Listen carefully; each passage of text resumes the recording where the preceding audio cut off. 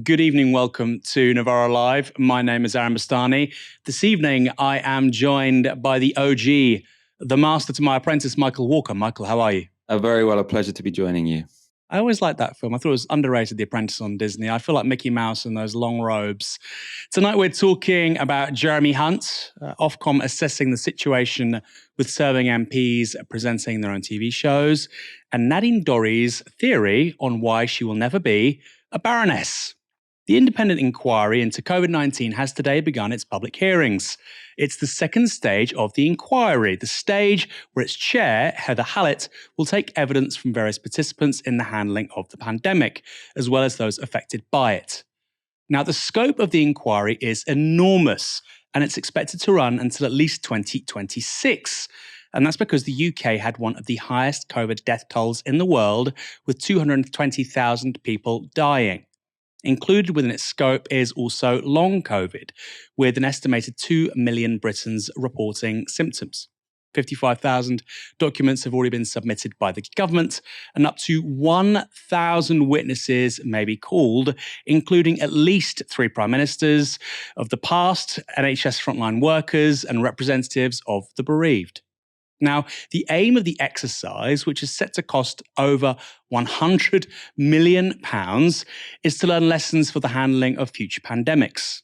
But, according to Hallett, it's also to provide a venue to, quote, commemorate the hardship and loss that so many people in the UK suffered. Opening the proceedings, Hallett put those losses front and centre. As people arrived at the hearing centre today, they found a dignified vigil of bereaved family members holding photographs of their loved ones. Their grief was obvious to all. It is on their behalf and on behalf of the millions who suffered and continue to suffer in different ways as a result of the pandemic that I intend to answer the following 3 questions. Was the UK properly prepared for a pandemic? Was the response to it appropriate? And can we learn lessons for the future? Hallett has structured this stage of the inquiry into 4 modules: resilience and preparedness, decision-making by the government, the impact of COVID on the health system, and vaccines. These hearings are opening the first module, which is resilience and preparedness. Lead counsel for the inquiry, Hugo Keith KC, laid out what would be examined. On the 3rd of March, the DHSC, the Scottish Government, the Welsh Government, and the Department of Health in Northern Ireland published a coronavirus COVID-19 action plan, setting out how they plan to tackle the coronavirus outbreak. Based on the experience of dealing with other infectious diseases and the influenza pandemic preparedness work that had been carried out, the plan stated that the United Kingdom was well prepared to respond in a way that offered substantial protection to the public. Whether that was actually the case will be examined in Module 1. And of course, that is why Module 1, in terms of preparedness, in terms of the response that was expected, that is the focus of your examination. And even at this stage, before hearing the evidence, it is apparent that we might not have been very well prepared at all. And that modular structure is important because the inquiry will be issuing interim reports at each module and its termination. So for ministers and officials hoping that accountability will be kicked into the long grass, tough luck. The one they'll be worrying about the most will be the decision-making by government module, and that won't open until autumn. The government has so far had a pretty interesting relationship with the independent inquiry that it set up, to say the least. For example, the Cabinet Office is currently taking the inquiry to court to try to stop it from accessing certain unredacted documents, most notably, of course, Boris Johnson's WhatsApp messages from the pandemic period. This morning, former Health Minister Jim Bethell appeared on Sky News, where he made a different complaint, and I need to repeat this, about an independent inquiry his own government set up. Not due to conclude until 2026. That's too long. It is far too long. The desire to answer the concerns of families is entirely right, but there are practical matters about preparing this country for what is likely to be another pandemic sometime in the future. That work should be done today. And it's taking far too long to learn the practical lessons of the mistakes that we made the first time round. And do you think the length of this inquiry is going to delay our planning for a future pandemic? And it already has done. We have gone backwards rather than forwards in being ready for any future pandemic. We have taken our testing facilities and infrastructure down. Our surveillance isn't good enough, and I saw John Edmonds talking about this last week. We do not have a good pandemic plan in place. UXA is not strong enough or tough enough in order to have influence in Whitehall. We really should be leaning into this issue much, much more heavily. Did I just hear that right? The length of the inquiry made the government take down its testing facilities. Of course, a shorter inquiry might mean fewer pesky questions about what the government was doing in the peak COVID years. One piece of striking testimony about the UK's pandemic preparedness came from Brian Stanton. He was representing the British Medical Association. Commenting on the wholly inadequate supply of PPE, a GP in Northern Ireland said, open quote, "We were sent 6 pairs of gloves and 6 aprons in an envelope approximately 3 weeks after the start of lockdown." Close quote. And a doctor in England recalled how they, open quote, "made our own and bought our own when we could find any. We depended on friends sourcing FFP3 masks and my son's school 3D printing visors." Close quote.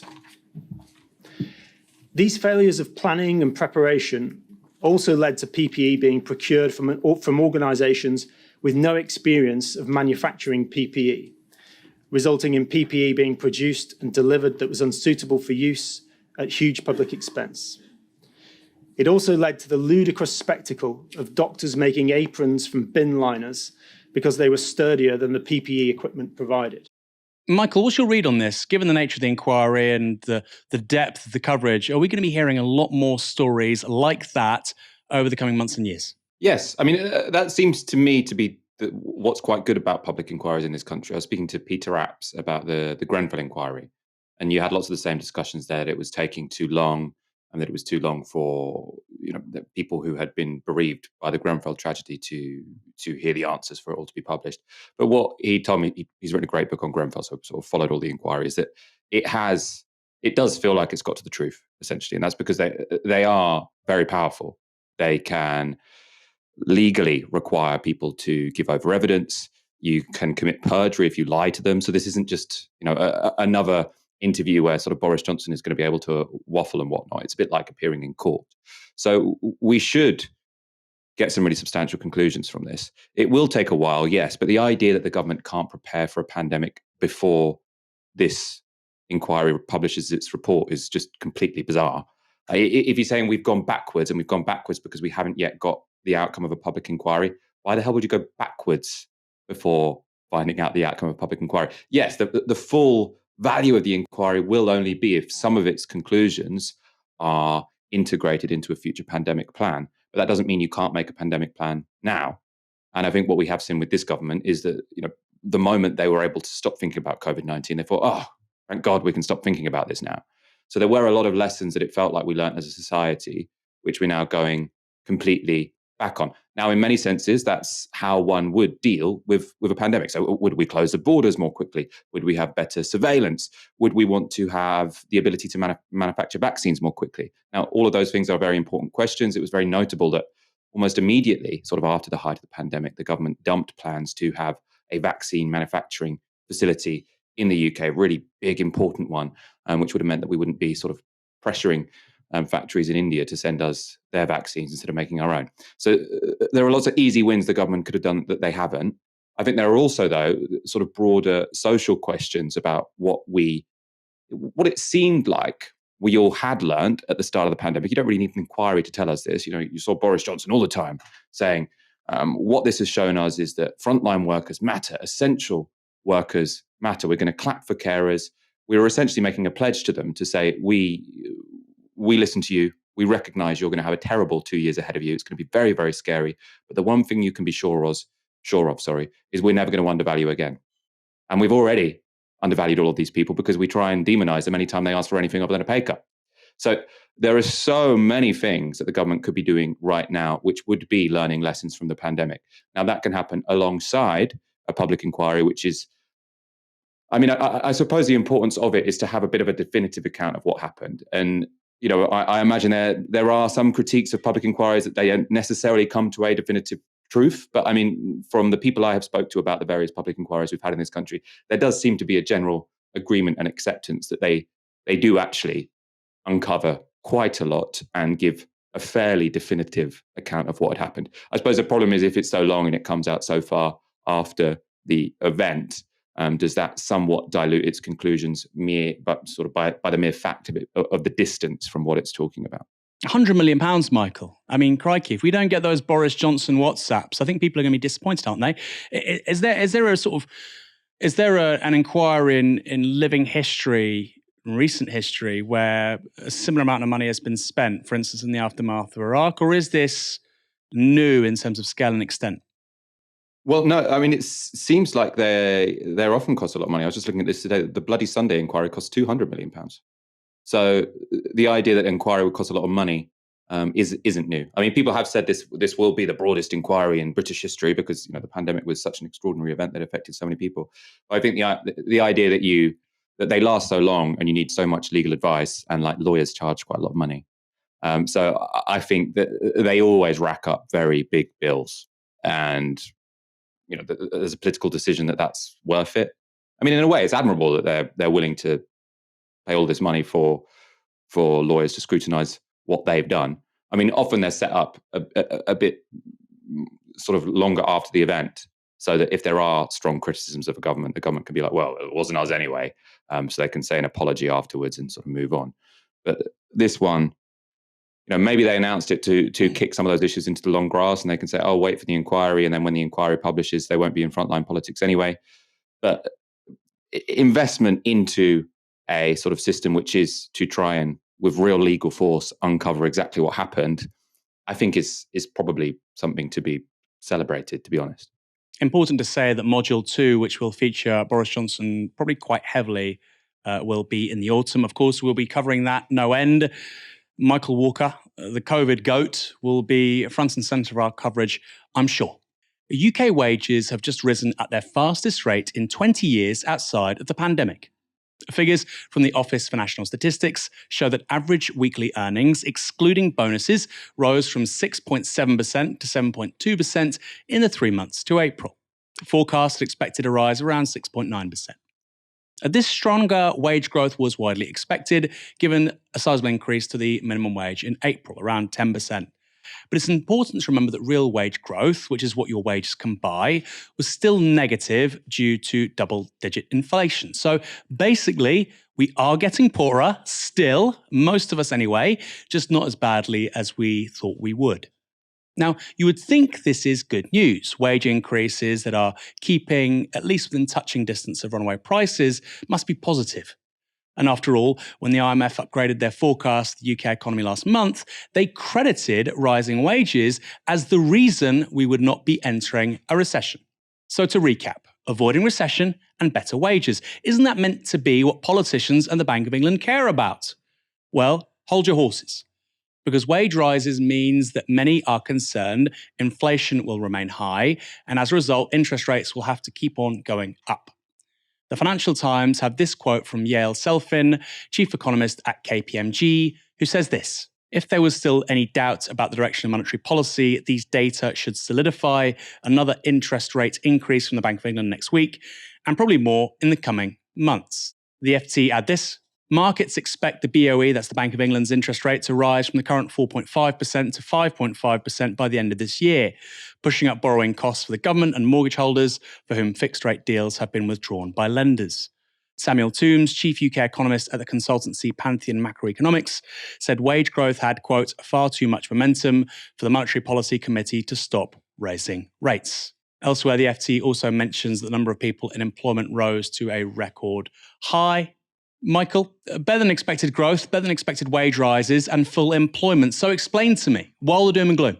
Yeah, it's bizarre, isn't it? I mean, another statistic I saw today is that wages, real wages, because obviously we're talking about nominal wages here, are no higher than they were in 2005, right? So it is unheard of in modern British history to have wages stagnate for such a long period of time. So I hadn't even started university by then. And wages were actually, average wages were higher when I started university than they are now, aged 33, right? So the big story when it comes to the UK economy is wages are low. Historically, this is a terrible situation we find ourselves in when it comes to how much people are being paid. The problem, though, that we're hearing about from the Bank of England and the markets is they want them to be even lower.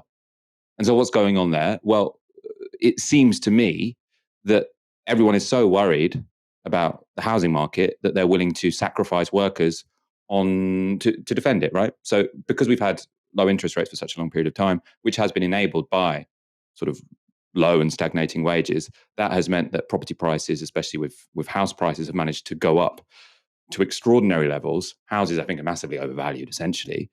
And that means that we rely on having very, very low interest rates to not have a crisis. Why? Because if you've spent, £500,000 on a 3-bedroom flat, if you bought that on a fixed mortgage when it was 1%, then you might be able to pay the monthly cost for that extraordinary total cost. If interest rates go up to 5%, which is historically very normal, but the price of the flat you've bought is not historically normal. So it used to cost 100 grand. Now it costs 500 grand. Just that little rise in interest rates could cause an economic crash, right? And so we're in this stupid situation where, because we have centered the interests of asset holders over the interests of people who work for a living, we are actively trying to suppress people's wages so that people can continue to pay for their overvalued homes. And it just does seem like a completely bizarre way to run an economy. And I think the proof is in the pudding, as you said, that we're looking at wages increasing nominally by a surprising amount, and saying we want them to be lower, even though if we look at the real value of wages, they are lower than they were 20 years ago. This is a really key point, Michael, because like you say, most wages are lagging behind inflation. So in real terms, people are still getting poorer. But I should add that many of the occupations with the largest wage rises, and this is something we're not talking about, which are outperforming inflation, are those which don't need a university degree. So pay rises are accelerating faster than inflation for jobs like pub bartenders, where wages rose 11.3% in the last year. Lidl recently gave their staff a 13% pay rise. Broadly depends if you work in or outside of London, but around 13%. And it's the same story for truck drivers. Their pay is as much as 30% higher compared to 2019. If you're a newly qualified HGV driver today, you're earning between £30,000 and £40,000 a year. What I don't understand, Michael, is why aren't people saying this is welcome?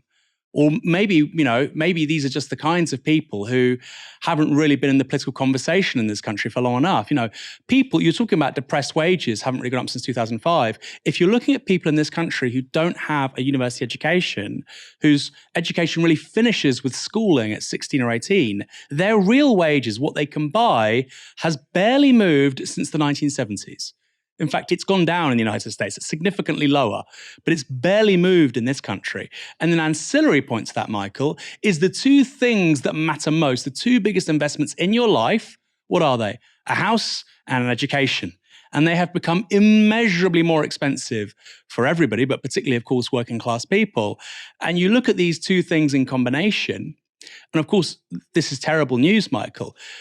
But there is something really positive here, which is HGV drivers are earning more money, pub bartenders are earning more money, welders are earning more money, and yet this isn't really in the conversation. Why is that? I think it's probably because, for a number of reasons, it doesn't quite serve anyone in the political establishment's interest to talk about it.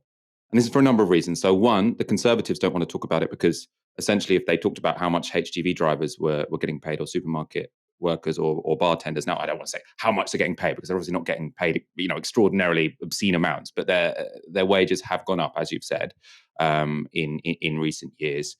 And if they were to sort of highlight that and celebrate that, then it'd be very difficult for them to say, but you nurses, you doctors, you have to accept real-term pay cuts. So even though they could have a good story to tell in these sectors, they're not willing to tell it because it would mean that there would be demands on them, what I think are very righteous demands on them to increase public sector pay. So I think that's why the Tories aren't talking about it.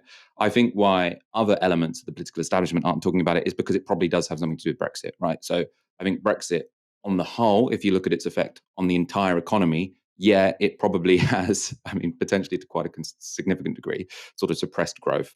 But there will be certain sectors and particularly, one would imagine, sectors where people don't have a university education, where that has created some labour shortages. So bartendering, that was a job that many young EU migrants once did. Driving trucks, that was an industry which was incredibly integrated with the rest of the European Union. So it wouldn't even be that people moved here to become truck drivers. It'd be truck drivers would just move throughout Europe in a very, very, I suppose, it was an obvious sort of example of the single market where he's just moving from country to country as if there were no borders. So these are areas where I think probably Brexit has a lot to do with why wages are increasing in these particular industries. The Remain establishment probably don't want to admit that because it was an argument from the Leavers that they said was wrong. But then the Leavers, who are so integrated in the Conservative Party, don't want to say that because then they might have to pay, or there might be a demand for them to pay nurses and care workers more. I think this also points to sort of the contradictory elite alliance which was behind Brexit. So the popular backing for Brexit, there was some xenophobia in there that was very significant, but also there was a bit of an anti-neoliberal movement. These were people who were socially conservative and economically quite left-wing, but the leadership of the Leave campaign weren't those things. So the leadership of the Leave campaign actually wanted sort of neoliberalism on steroids and were willing to get votes for Brexit by playing into anti-immigrant sentiment. And now we have had, the odd social democratic consequence of Brexit, and they don't want to embrace it because they're not social democrats. One more thing before we move on to the next story. In terms of these pay rises, presently you're seeing private sector get about 2% more than the public sector. So next time somebody says striking teachers and rail workers, the reason why inflation is happening, couldn't be further from the truth. Sticking with the economy, Chancellor Jeremy Hunt has announced a review into the public sector and its efficiency or lack of. It will look at spending across all government departments and report in the autumn on areas for potential productivity growth. Hunt made the announcement in a speech to the Centre for Policy Studies. He said this: to keep up with projected spending pressures, that would mean increasing annual tax revenues by £200 billion by 2071 in today's money, or at least doubling the basic rate of tax and main rate of employee national insurance. You don't need brilliant treasury analysts to tell you the consequence of a state growing faster than the economy: higher borrowing, higher taxes, or a combination of the two. The Times also reported this about his speech. However, Hunt claimed that if the public sector could increase its productivity by 0.5% a year, just 0.5% a year, sounds so easy, this would stabilise the proportion of GDP being consumed by the state and allow the proceeds of wider economic growth to go on reducing, guess what, taxation. Quote, if we replicate productivity growth in the private sector, it would mean increasing tax revenues without increasing tax rates, and it would put us on a sustainable path to lower taxes, he said. Now, I wanted to cover this arguably esoteric point because it's hugely important about what's being missed here. And that is the public sector cannot be as efficient as the private sector. Ever. It's impossible. Why? Because things like education and healthcare are more labour intensive. They're less capital intensive than things like manufacturing cars or processing food. We've known this for a very long time, and I suspect Jeremy Hunt knows it too. But rather than say that and have a sensible conversation around productivity, specifically in the public sector, misunderstanding around this allows right-wing parties to bash public services. Why can't they be like private firms? See, they're inherently wasteful and inferior. We need more outsourcing. And all of this is before mentioning the fact we have an ageing population. So the idea we will spend less on social care a half century from now is absurd. Michael, Jeremy Hunt is really playing to the gallery on this one, isn't he? Yeah, it's called Baumol's cost disease. I imagine you've probably learned that in one of your degrees as well. So the idea that any industry which is necessarily labour intensive will necessarily get more and more expensive over time. It gets more and more expensive because prices are all relative. And if you have sectors whereby you can increase productivity dramatically, so if you, say, massively reduce the cost of flat screen TVs, which say we have done, then you will have to pay teachers ever more flat screen TVs to be, or the value of ever more flat screen TVs to do their job. So this idea that you can have productivity gains in the public sector in the same way you can in the private sector, as you say, completely wrong. And we will have to have a grown-up conversation about the fact that those industries in the public sector or those services in the public sector will not have the same productivity gains you get in the private sector because you don't want your carer to be automated, right? One, it's very difficult to do. We don't yet have robots that can wipe people's asses or visit people and change their sheets. But also, even if we did, the key part or a key part of that job, of that service, is providing human-to-human contact. So yes, potentially there probably are actually in education some sort of productivity gains we could make whereby you use technology in a smart way. But you definitely don't want to reduce the staff to student ratios in schools, because it is that human to human contact which is so important. Now, I would potentially say, I would massively increase the staff to student ratios in schools as someone who's worked in a school. But if you could use technology in a smart way, which gave teachers a bit more time to have a more sort of caring relationship with teachers, obviously with students, sorry. Obviously, teachers massively care for their students, but it's a very, very time demanding job. So it's quite difficult to find the time to do those sort of extra things that might really make a difference to children as individuals. Maybe we can use technology to do that. But the idea that we're going to make public services cheaper and therefore not have to increase taxes is just for the birds. If we want to have high quality public services, we're going to have to spend an ever increasing share of GDP on it, because you won't have the productivity gains in the public sector that you do in the private sector. See, this is Michael Walker. This is an LSE degree versus an Oxford one, right? The real savvy public policy people go to the London School of Economics. Michael Walker, I'm very happy you're with us at Novara Media and not working as some dog's body for Jeremy Hunt. Conspiracy theories are on the rise. That's what you read, watch, and hear if you pay attention to legacy media. And it's fair to say they certainly seem more prominent in a political setting. It's one thing to believe the US government has alien spacecraft at Roswell. It's another to think that your local district council is part of a global conspiracy to keep you locked within a 15-minute community. But the debate about precisely how many people believe in conspiracies has often been very abstract. And let's be frank, people use the label to discredit their rivals. Joe Biden calls Trump a conspiracy theorist over COVID. Trump calls Biden and the Democrats the same regarding an obsession, frankly, with Kremlin rigging elections. But now we're apparently having some meat on the bones when it comes to precisely how many people in the UK believe certain conspiracy theories. That's because new research has been commissioned by BBC Radio 4 in collaboration with the Policy Institute, who are based at King's College Universities.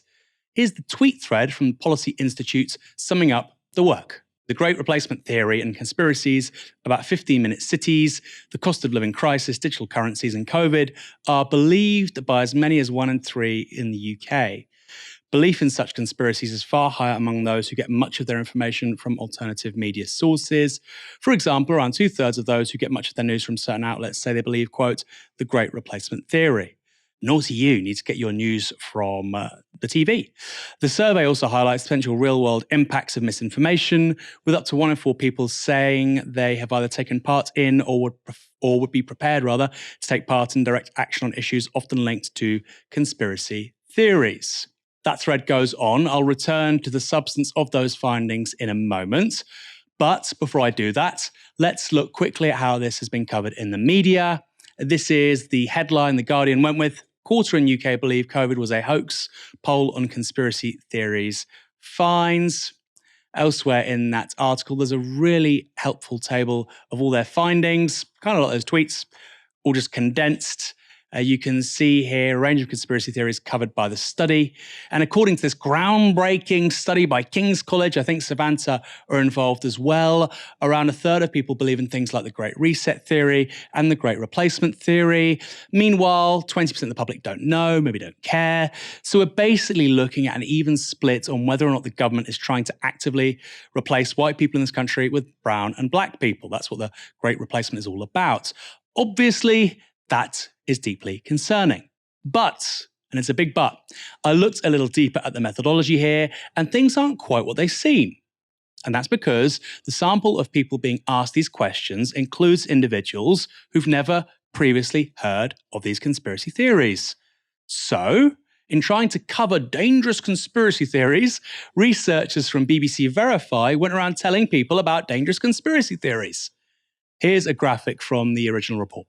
Now, I want you to look closely here. Under that first image at the top, it says the base was 712 adults. That was their sample. But where did they first hear about this conspiracy theory? Well, that's the graphic below. And as you can see, the sample is 391 adults who've heard or read information about the Great Reset. So somewhere we've lost 321 respondents. How? Now, sure, some just won't remember. Maybe that's the other 12% in the second graph because all those figures only add up to 88%. Though it should be said, don't remember or don't know should clearly be included. But it also seems likely that many people are being polled on a conspiracy theory they haven't even heard about until they were asked about it. Surely you should only include views on conspiracy theories from a sample of people who've previously heard of them. Conspiracy theories exist, and they're very likely believed by more and more people. But what seems to have happened here is a robust approach with regards to the research has come second in trying to grab headlines. And then there was this claim, which is just ludicrous, frankly. So according to this report, 1 in 7 adults in the UK have heard of a newspaper called The Light. That's around 7.8 million people. Remember, this is over 18s. Meanwhile, 4.8 million people have read it, and just under 4 million people have helped to distribute it. More bizarrely still, if this data is correct and representative, apparently over 3 million people are subscribers to The Light. I don't know how that works since this is a free newspaper, but I guess that's immaterial. Michael, if this data is correct, The Light is more successful, has a broader readership than The Times, The Telegraph, the FT put together. What do you make of Britain's most popular newspaper, and how come I've never heard of it? I've been distributing it outside of your purview, Aaron, because I know you don't like me to promote alternative sources of media to Novara Media. No, I mean, this does seem like this study seems ridiculous. I mean, that example in particular, I think there is a trend in journalism. One of them is about disinformation, which I think is self-serving to a degree. I also think it's interesting. So I was speaking to someone the other day who was working for a sort of increasing amount of journalism, especially sort of investigative journalism, or journalism which thinks of itself as investigative, is funded by third parties. So you get, often it's George Soros or these various liberal foundations that fund people to research certain things and then feed those stories to newspapers, so in collaboration. Now, I don't think this is dark nor sinister. It's often into important stuff, climate change. There's a recognition that it is difficult for newspapers to fund themselves now. There are people with lots of money who have, often liberal proclivities, and they think we want to help the truth come out about climate change, whatever. Fine. But I was speaking to someone who worked for one of these the other day, and they was talking about the 5 things that are going to sort of shape humanity for the next 10 years, whatever. It's sort of like oligarchy. So again, and disinformation is often one of them. And it's a topic which just rich people are very happy for us to talk about because it's a threat to the status quo. Now, I think it is I think disinformation matters. I think there are a lot of wacky conspiracy theories out there that will have an effect on elections. And I think potentially in many ways they are unhealthy to the body politic. But at the same time, the focus on it to me seems somewhat self-serving, both by media organizations, but also by the people funding it. Because it's to say that the threat to society as it stands is that the gatekeeping that the elites once had is now being undermined. The other trend I think here is that so much journalism now just involves polling. It's very easy to get a headline by doing a poll, and polling is relatively cheap, right? And so you have 1 in 4 people believe this, 1 in 3 people believe that. Now, if you're asking them about political parties, I think they tend to be, somewhat accurate because people have heard of them. I think you ask people about pretty much anything else, and the margins of error are going to be gigantic, as you've sort of proved essentially with The Light, because there aren't 3 million people that subscribe to it, and there aren't almost that many people who give it out. So obviously the margin of error is huge there, because I imagine that less than 10,000 people probably give it out, right?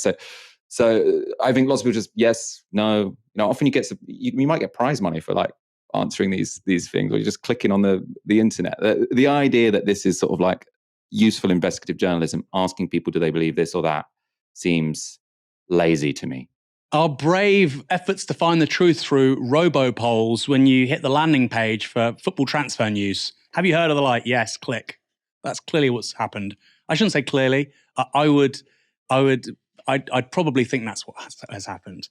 This is not, however, a laughing matter. I want to say something else about this because I feel it's really important. The BBC and BBC Verify are not the arbiter of what is the news, nor who legitimate sources of information are. And that's because they have a clear commercial interest in demonstrating that they are a better source of news than other outlets, particularly those on new media like us here at Novara Media. Secondly, it's important to remember that with fragmenting audiences, the BBC has to justify its worth to the government. After all, that is their revenue model. One way of doing that is presenting a problem, namely conspiracy theories and fake news, and presenting an answer, which just so happens to be the BBC. Now, I quite like BBC Radio 4 and I believe in public service broadcasting, but this increasingly feels like a campaign more than journalism. Fake news and bad actors are everywhere, so fund us. That applies to a certain liberal left paper too, but let's not go there for now. I might ruffle one too many feathers. Before we move on to the next story, a quick reminder that this show, like all of Novara Media, is powered by you, our viewers. We wouldn't exist without you, so thank you for supporting our work. And if you're new here, and if you want to help an independent, truthful media grow, you can by donating 1 hour's wage a month or whatever you can afford at novaramedia.com/support. That link is in the description box below. Should Jacob Rees-Mogg be allowed to present the news? He's just one of a number of MPs who currently host current affairs or phone-in shows in the media. But now the regulator Ofcom has decided to look into what the public think about that. Posting on social media, Ofcom announced this. Viewers and listeners are at the centre of what we do to ensure our broadcasting rules remain relevant and effective. It's important for us to understand firsthand what people think and feel about the TV and radio content they consume, and how perspectives might change over time. The rules around politicians presenting programmes were first introduced in 2005, and given the rise in the number of current affairs programmes presented by sitting politicians and recent public interest in this issue, we are conducting research to gauge current audience attitudes towards these programmes. So what are the current rules when it comes to politicians presenting the news? This is from the regulator's website. No politician may be used as a newsreader, interviewer, or reporter in any news programmes unless, exceptionally, it is editorially justified. In that case, the political allegiance of that person must be made clear to the audience. Politicians are allowed to present current affairs programmes, such as audience phone-ins, but they must make sure a range of views are reflected in their programme. During an election period, political candidates or people representing organisations taking part in a referendum must not present any TV or radio programme. This includes programmes that have no discussion of politics or current affairs. But what exactly is the difference between a news programme and a current affairs programme? And what difference does it make to a viewer whether the show that's being fronted by a politician is news or current affairs? Often they won't know the difference. That seems to be what Ofcom wants to find out here. But I want to look at how some parts of the media have framed this story. This is the opening line of the BBC's report on the proposed survey. Ofcom has said it is conducting research into public attitudes towards current affairs programmes hosted by politicians. Currently, sitting and former MPs such as Nadine Dorries, Jacob Rees-Mogg, Esther McVeigh and Philip Davies host programmes on GB News and Talk TV. Until now, they have been allowed to do so as such programmes are classed as current affairs rather than news. Those are all Tory MPs presenting on right-wing channels. Meanwhile, speaking to The Times, former head of editorial policy at the BBC, Richard Eyre, said this. There's a good argument for a range of presenters to come from across the political spectrum, but it's hard to see how Ofcom can justify a relentless stream of news-related programmes coming solely from the right of the Tory party. The Independent was even more explicit. Ofcom to gauge public opinion on politicians presenting TV and radio programmes. And here's the key bit. 3 sitting Conservative MPs currently have their own segments on the GB News TV channel. Now, I think it's interesting to say the least that these outlets are focusing on right-wing networks using politicians to host shows. That's because broadcasters more acceptable to liberal sensibilities have been doing this for years. One is LBC, who practically invented the format. Here's a particularly grim example where sitting MP David Lammy is interviewing chair of the Jewish Labour Movement, Mike Katz, about whether or not it was right for Keir Starmer, Lammy's boss, remember, to block Jeremy Corbyn from running as a Labour candidate in the next election. How much credit should go to Keir Starmer, who said that he would grip this right from the moment he took over? And what do you think about his decision yesterday to say, look, Jeremy Corbyn will not be returning to the Labour fold? Well, firstly, I think it's a lot of the mechanical things that we as the JLM were involved in helping the party implement. that wasn't that was rightly down to the David Evans, Labour Party General Secretary, the National Executive Committee, the mechanics of the party. But it never would have happened without Keir's leadership, as I say, from the get-go. And I want to be very, very clear about that. How much credit must go to my boss, who I have to answer to every day? I think that's strange, but apparently that's not enough to justify being mentioned in the BBC or the Times. LBC hasn't only given presenting jobs to centrist MPs. Nigel Farage was given a slot while an MEP. Jacob Rees-Mogg also got one while being an MP, but it definitely has a preference for Liberals. In 2019, LBC had 5 Remain supporting guests as guest hosts in a single week.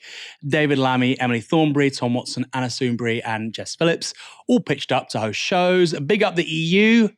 And except Thornberry, bash the Labour leadership. Remember, that was in a year when we had a general election. And did we hear a peep from Ofcom or the rest of the media when that happened? Because I certainly don't remember that. Michael, I know my views on this might be somewhat different to our audience, but I have watched this with exasperation, in fact, over the last 10 to 15 years, this growth of politicians presenting shows. And it started on LBC, and it infuriated me right back then. I think it shouldn't happen. I spoke to BBC Radio 4 last night saying precisely that. We need a limit between politicians and journalists. And yet Ofcom only cares now. Why is that? I do think there is something specific about GB News when it comes to sort of the media ecosystem, which is that it is more explicitly political than a lot of the other channels which exist. I mean, over the Corbyn years, what did we talk about a lot? That there are sort of 2 wings of politics which are basically excluded from sensible discourse. So our end of the left, and then the more Brexity right, which for a long period of time, when it comes to sort of mainstream political programming, were somewhat ignored. I think both groups there can claim that to some degree. What GB News is somewhat different, though, is that you are just seeing a very specific section of the political spectrum over and over and over and over and over again. And I can see why. So I think you could argue that GB News sort of feeds into a kind of polarization that you see in the United States that LBC hasn't, for example. So if you have LBC on all day, you won't hear a Corbynite, right? So it's missing one section of the political spectrum, which I think is very important and a huge oversight, and one of the reasons why political journalism was so terrible between 2015 and 2019, and still is to this day. But GB News, if you watch GB News all day, you just get the perspective from a very, very specific sliver of the political spectrum. Even if it's not less truthful than LBC, which is biased in its own way, I do think that to the body politic, there are risks which are specific to having a mainstream show which you can watch all day, and never hear a different perspective. If it's being streamed from TV, obviously YouTube channels is completely different. I do think there was some value to the idea that Ofcom meant that all channels on the radio or TV would have to pay some respect to this idea that you have to speak to different wings of the political spectrum. I don't think GB News really does do that. I mean, they have like Gloria Del Piero on one day or whatever, but it's very specific what their schedule means. It's Nigel Farage, Jacob Rees-Mogg, Dan Wootton. If you watch that every day, you are getting a very specific set of news, which are quite different from everyone else. And you can see how that does go to a sort of Fox News American polarization where we're all kind of living on different planets situation. So I can kind of see where they're coming from. I see what you're saying. LBC were clearly doing it, but I do think LBC, I'm not even sure you can say it has a liberal bias. I mean, it's got Nick Ferrari in the morning, who's a proper right-wing populist. Then you've got James O'Brien, who's like a aggressive centrist. Ian Dale used to be a Conservative MP. It does seem to me, other than excluding the left, to be a reasonably balanced sort of distribution of political opinions. So I don't know, maybe you disagree. Well, actually, I do disagree, yeah, because for me, LBC encapsulates something really interesting. So people, when they talk about the centre, you need the centre, people think, oh, it's somewhere between the left and the right. And of course, that's where most people are, right? But the reality is actually what they mean is neither the left or the right. The centre is merely a reflection of elite interests. Because let's be real, most of the electorate is to the right of the Conservatives on crime, for instance, or asylum policy. And most of the electorate is to the left of the Labour Party when it comes to public ownership of things like energy, rail, mail and water. So the centre, you'd think, would be a combination of these things. And I don't agree with big parts of that. And yet the centre is none of these things. It's just status quo politics. So I don't think I quite buy that, Michael. I think LBC does have a very clear ideological inclination, which is broadly more of the same. And I think they entertained Farage until things got out of hand with Brexit. And particularly, I think, after 2018, where the Brexit Party was coming to the fore, and this was becoming a really serious political issue with a hard Brexit, he was dropped. So I think as long as it's a bit of fun, same, of course, with that awful woman, I won't remember her name, nor should I want to remember it, from The Sun. She was dropped from there too. Pardon? Katie Hopkins. Katie Hopkins. Yeah, she was dropped. I mean, but that was because she wasn't really significant. But you look at the political inclinations of the outlet, also its reporters, they come from a certain part of the political spectrum. But what I would say, Michael, is I remember I was watching that in February 2019 when you had 5 guest MPs all support Remain. I was shocked, Michael. I was shocked because we had, in a few months from that, we had local elections, we had European elections that May. This is in February. In 3 months' time, and it looked, I was like, this is a campaign. This isn't journalism, right? It's one thing to have a roster of people turning up, they all think the same thing, but to invite 5 MPs and them all support Remain, when you've got European elections in 3 months, so that wasn't quite clear at that point if they were definitely going to happen, and local elections in 3 months, my jaw dropped. And when I mentioned that kind of thing, people go, what the hell are you talking about? Don't be so stupid. And now apparently Ofcom's investigating the exact same thing. Yes, I think the extent of it's more obvious, but on the principle, I don't think it's anything new. And on the BBC, Nick Robinson said, well, if this is allowed to happen, I don't know the rules for the last 20, 30 years. The person, you said Fox-style news, Michael, the person who I think brought this style of comment journalism, comment/news journalism to broadcast in this country was Andrew Neil, right? BBC This Week, he would do piece to cameras, very much like you get on GB News already. Okay, he was doing that while he was chairman of The Spectator. He was doing that having had his first ever job at the Conservative Party, having worked for Rupert Murdoch at the Sunday Times, having helped Rupert Murdoch in founding Fox News. He went over to the US for 6 months in the 1990s. Not many people know that. So when people say, oh, the BBC's there to stop Fox-style opinion broadcast, they helped innovate it in this country. So I'm not quite sure. Michael, am I being unfair there to Andrew Neil? Andrew Neil isn't Dan Wootton for a start, but you've worked with him. I think also Andrew Neil was an hour a week, and you also had Andrew Marr, for example, who I think clearly votes Labour, right? So I do think you do get presented with a broader spectrum of politics on the BBC than you do on GB News. Now, GB News I think is less censorious than the BBC when it comes to, like you're talking about, sort of like left-wing economics, but I don't think they are.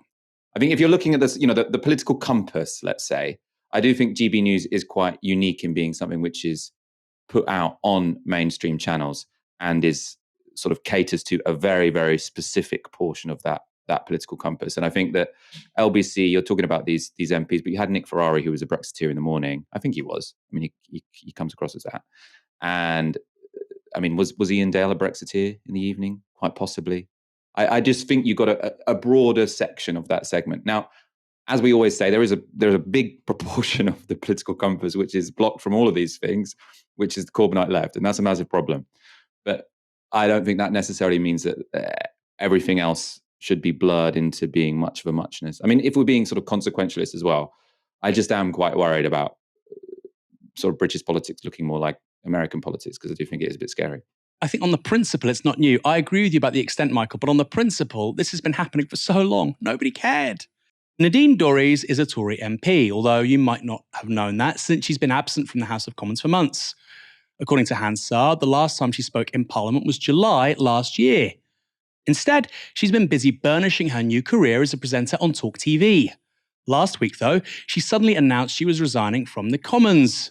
Was it because she detected a conflict of interest between being an elected legislator while drawing a salary from Rupert Murdoch? How noble. Or did she maybe feel a twinge of guilt about getting paid taxpayer cash for a job she wasn't really doing anymore? No, it's because she wasn't given the title Baroness and a cushy seat in the House of Lords. The story begins in September last year when Liz Truss became Prime Minister. Dorries, queen of the Johnson loyalists, quit her cabinet positions, supposedly because Johnson would give her a peerage. But things didn't go as planned. When Downing Street published Johnson's resignation honours list last week, Dorries, as well as 7 other proposed peers, wasn't on it. So what happened? Last night, she gave an exclusive interview to her Talk TV colleague Piers Morgan, where Nadine Dorries laid out her theory. In this clip, you'll hear her refer to the House of Lords Appointments Commission, or HOLAC, the independent body that scrutinises nominees for peerages. Boris's list goes into number 10. Number 10 hand it over to HOLAC. HOLAC do the vetting, that's police checks and HMRC checks. Then they hand that list back to number 10. Number 10 then hand that list over to the King. So what happened was, HOLAC said to number 10, this MP needs to make a public announcement that she will stand down within 6 months of being put back to you on this list. Nobody from number 10 communicated that to me. Boris found out about this and had a meeting with Rishi last week. 6 months had elapsed since the vetting had been done. Why Downing Street waited 6 months, I've no idea. 6 months elapsed. Boris said to Rishi Sunak, you just need to ask for the re-vetting, which would take a matter of days. Rishi used very weasel words. He said to Boris Johnson, and that's the only thing Boris asked him to do. He said to Boris, whatever list HOLAC send back to me, I will sign off. Boris left that meeting with the impression that James Forsyth, who is Sunak's political secretary, was going to ask for the re-vetting, for the list to come forward, and then Rishi would sign it off. But of course, Rishi was using those words because he knew a situation had been engineered, i.e. the information HOLAC had given had not been communicated to me, and therefore my name would not be on the list because I hadn't done what HOLAC asked number 10 to ask me to do because nobody had asked me to do it. HOLAC have let it be known that they did not support some of the people so put forward. They couldn't because they couldn't support the people who'd been put forward because we hadn't done what had been asked of us. But that's the only reason that they wouldn't support it. It wasn't a failure of any of the vetting. No, absolutely not, no. Right, so who do you... There were 6 people on this So list. this sounds like a sort of murder mystery plot that you'd have at a friend's dinner party. Who's the murderer here? Who has stopped you, Nadine Dorries, from joining the House of Lords, do you believe? The Prime Minister. Rishi Sunak. Rishi Sunak. We don't know what really happened. After all, Dorries might be right. There's a first time for everything. But it is a bit weird. That's because, as far back as November last year, it was reported that there were going to be issues with Johnson nominating sitting MPs, just like Nadine Dorries, for peerages. Back then, The National reported this. The move has sparked controversy in Whitehall as MPs cannot also sit in the House of Lords. In order to accept their peerages, the 4 Tories would need to resign their seats in the Commons, therefore triggering by-elections. However, Johnson is said to have asked the MPs nominated for peerages to delay taking them up so the Tories do not have to fight by-elections. And at the time in the House of Lords, Conservative peer and Cabinet Office Minister Lucy Neville-Rolfe said this: "It is a common law principle that members of the House of Lords cannot sit as MPs and as such would need to stand down from the House of Commons. The government are aware that there is some precedent for individuals delaying taking up their seats, but this is a limited and largely related to their personal circumstances." It's also worth pointing out that there were a lot of people unhappy with the idea of Dorries getting a seat in the Lords for a different reason. In September last year, Deadline reports that SNP MP John Nicholson, who sits on the Digital, Culture, Media and Sport Committee, was seeking to block a peerage for Dorries. That's after he accused her of misleading Parliament over these remarks in a committee hearing. One of my favourite Channel 4 programmes was Tower Block of Commons. I think we've chatted about it before. You were on it as a young MP in the South Acton estate, being sent to see how the other half lived. I'm just curious. But then I discovered later they were actually actors. Oh, were they? I did not know. What, the MPs or the... No, the people in. So the Channel 4 production, actually. And so the parents of some of the people, of the boys in that programme, actually came here to have lunch with me and contacted me to tell me actually they were in acting school and that they weren't really living in a flat and they weren't real... a headline for tomorrow. Yeah, they're actually actors. And even... if you remember, there's a pharmacist or somebody that I went to see who prepared food. She was also paid an actress as well. It's important to remember that Dorries was Culture Secretary during that hearing and also busy trying to privatise Channel 4. An investigation into Dorries' remarks then took place, with the committee reporting this after she resigned from her cabinet post.